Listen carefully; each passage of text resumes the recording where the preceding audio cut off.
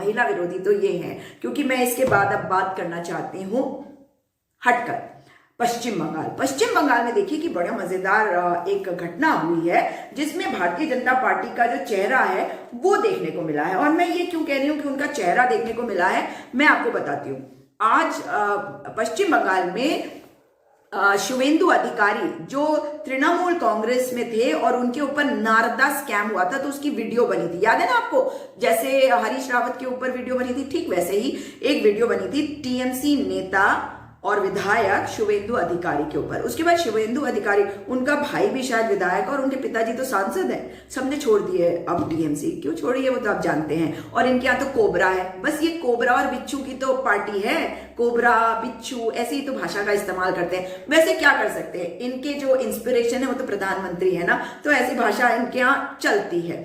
अब देखिए कि किस प्रकार से नंदीग्राम में भारतीय जनता पार्टी जो है चैलेंज कर रही थी ममता बनर्जी को। और मैं आपको पहले भी बता दूं, कांग्रेस पार्टी जो है तृणमूल के विरुद्ध चुनाव लड़ रही है, ठीक है ना। तो अब मैं आपको जो बात कह रही हूँ वो ममता बनर्जी के बारे में कह रही हूँ। एक महिला होने के नाते ये जो घटिया संघी है ना, इनकी गंदी मानसिकता है, महिलाओं को कुछ नहीं समझते, बदतमीजी करते हैं, गंदी घटिया बातें बोलते हैं, उस तरह की बकवास करते हैं। तो मैं उसको सपोर्ट नहीं करती, लेकिन ममता बनर्जी के विरोध में कांग्रेस जरूर चुनाव लड़ रही है पश्चिम बंगाल में, लेकिन महिला होने के नाते मैं उनके साथ खड़ी हूं जब ये संघी जो है उनके विरुद्ध घृणा से भरी हुई बातें करते हैं, अपनी पितृ सत्ता को दिखाते हैं। और इनको आज बहुत बड़ा झटका लगा भारतीय जनता पार्टी को, क्योंकि भारतीय जनता पार्टी अपने को हिंदू राष्ट्रवादी बताती है और बार बार बोलती है सेक्युलर, ऐसे सूडो सेक्युलर है, ये सेक्युलर सिक्युलर लिब क्या क्या बोलते हैं ना, बहुत सारे शब्दों का तोड़ मोड़ के बोलते हैं। लेकिन जब फेल होता है ना इंसान, और इन्हीं की वजह से आज ये सुन रहे हैं, क्योंकि जिस तरह की भाषा का ये इस्तेमाल करते थे आज ये भाषा इनको सुननी पड़ रही है। मैं आपको बता दूं कि ममता बनर्जी के ऊपर आज एक अटैक हुआ। पहले ममता बनर्जी कल भी गई थी नंदीग्राम के एक हिस्से में और आज उनको अपना पर्चा भरना था। तो अपना पर्चा भरने के लिए जब वो नंदीग्राम गई और उस समय नंदीग्राम में उनके विरोध में खड़े शुवेंदु अधिकारी जो हैं, जो अब भारतीय जनता पार्टी के लाडले हैं। भाई चोर कैसे इनकी पार्टी में जाके साफ होके लाडला हो जाता है। और लाडले की ना इस वक्त हालत हो रखी है बुरी, मतलब अब मैं खराब भाषा का इस्तेमाल नहीं कर सकती, आप कुछ भी बोल सकते हैं, समझ गए आप कि उसकी कैसी हालत हो रखी है। तो मैं आपको बता दूं कि भारतीय जनता पार्टी बार बार कह रही थी कि अगर ममता बनर्जी के अंदर ताकत है, हिम्मत है, तो नंदीग्राम से लड़कर दिखाए चुनाव। और फिर कहने लगे, जब ममता बनर्जी ने कहा कि मैं नंदीग्राम से चुनाव लड़ूंगी, तो जानते हैं क्या कहा उन्होंने? कहा कि नंदीग्राम से चुनाव लड़ने की बात कर रही है और भवानीपुर से सेफ सीट रख रही, सेफ सीट, क्योंकि वो भवानीपुर से विधायक है इस वक्त। लेकिन ममता बनर्जी ने इनको एक चपेट मारी, ऐसा चपेट मारा कि भारतीय जनता पार्टी उस दिन भी एकदम सख्ते में आ रखी थी। उन्होंने क्या कहा?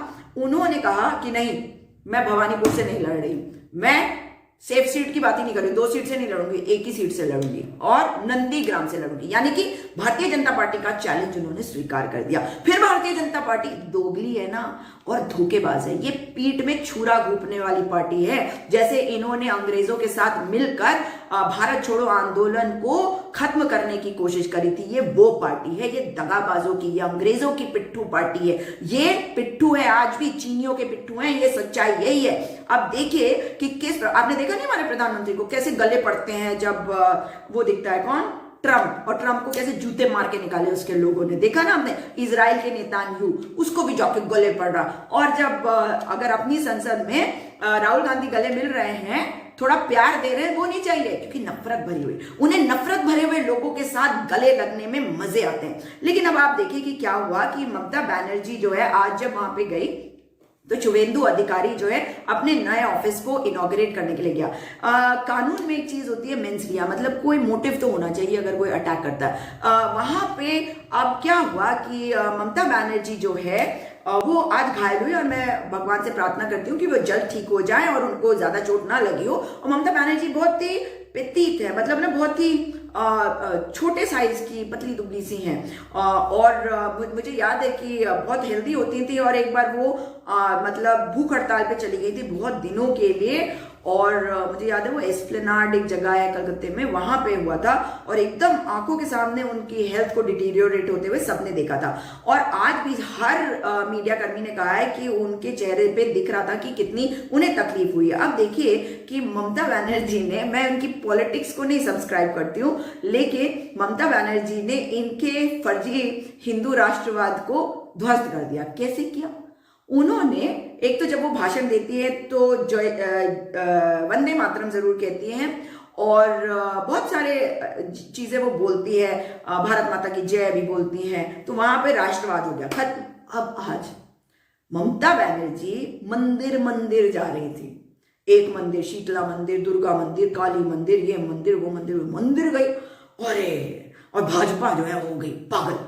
भारतीय जनता पार्टी ने कहा ये क्या हुआ? भारतीय जनता पार्टी ये कह रही थी कि भाई ये सेक्युलर है, ये 2-4 दिन से चल रहा है, ये सेक्युलर है, ये क्या भगवानों के नाम ले रही हैं, ये सेक्युलर क्यों नहीं रहती? अरे उनकी इच्छा है, वो क्या करें भाई, तुम भी तो नहीं हो सेक्युलर, है ना? और तुम तो अपना हिंदू राष्ट्रवादी करते हो, जबकि ये असंवैधानिक है। संविधान कहता है कि आपको सेक्युलर होने की जरूरत है और आप दिखाते हैं कि आप सेक्युलर नहीं है, तो आप है ना फर्जी, आप है मक्कार और झूठे, आप है असंवैधानिक बातें करने वाले। खैर, अब ममता बनर्जी ने इनका प्लान ऐसा ध्वस्त किया कि उन्होंने मंदिर मंदिर हो गई।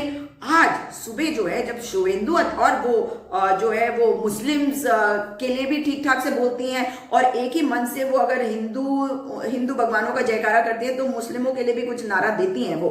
और यहाँ पे क्या हुआ, शुभेंदु अधिकारी ने आज दिन में कहा कि मैं हिंदू मुस्लिम नहीं करता, मैं हिंदू मुस्लिम नहीं करता। भाई तुम हिंदू मुस्लिम नहीं करते, हिंदू तो कर लो, हिंदू और जय श्री राम तो कर लो, जय श्री राम बोलते हैं ना वहां पे, तो जय श्री राम तो कर लो। तुम कह रहे हो मैं नहीं करता, क्यों? पहले टीएमसी में थे ना, विचारधारा जब फर्क होती है बड़ी दिक्कत होती है। उसके बाद अब बीजेपी में आ गए, बीजेपी में तुम्हारे नेता जो है दिलीप घोष, तुम्हारे अध्यक्ष, वो कह रहे हैं कि जी हम तो जय श्री राम कर रहे हैं। वो तो यहां तक कह रहे थे जय भगवान राम जो है वो पुरुषोत्तम राम है, वो तो राजा थे, और दुर्गा कहां से आ गई बीच में? बताइए, भगवानों को भी नहीं छोड़ रहे हैं, हद ही मचा दी।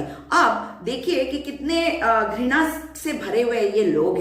ये इनके एक सांसद अर्जुन सिंह और एक इनके जो बंगाल के चीफ हैं, भारतीय जनता पार्टी के अध्यक्ष हैं दिलीप घोष, वो कह रहे हैं ये झूठ बोल रहे हैं, नाटक कर रहे हैं, नाटक कर रहे हैं, वो नाटक कर रही है। नाटक मतलब जेपी नड्डा की गाड़ी पे जब हमला हुआ बुलेट प्रूफ कार पे, तो वो नाटक नहीं था।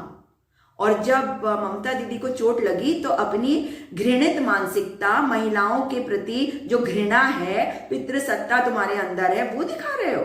महिलाओं से इतनी घृणा कि ममता दीदी को चोट लगी है, बजाय इसके ये कहने का, इनको क्या कहना चाहिए था बताइए? सिर्फ ये कहना चाहिए था कि ममता दीदी जल्दी ठीक हो जाए और हमारी तरफ से उनको यकीन दिलाते हैं हमारे किसी ने नहीं किया। ये होता है ना बैलेंस। और ये कहते हैं कि इसमें त्वरित कार्रवाई हो और जो है कार्रवाई हो और इन्वेस्टिगेशन हो और जिसने भी गलत किया उसको सजा दी जाए। और ये बात सामने है, क्यों? क्योंकि अभी डीजीपी वहां पे बदल गए, तो यानी कि इन्हीं के तो मतलब के लोग आ गए होंगे। अब वो इलेक्शन कमीशन लाता है, मगर आप जानते हैं आजकल की क्या हो रहा है, सवाल तो उठेगा, कुछ भी कर लो सवाल तो उठेगा।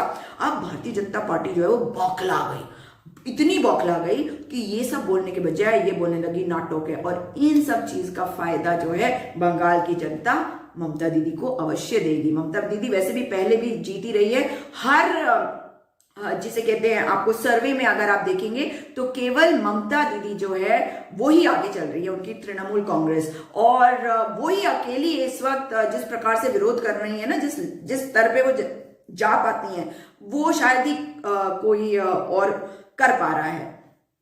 लेकिन जब जेपी नड्डा पे हमला होता है तो भाजपाइयों संघियों, क्योंकि वो पुरुष हैं और वो तुम्हारे नेता हैं, तो कहते हो कि तृणमूल ने हमला किया।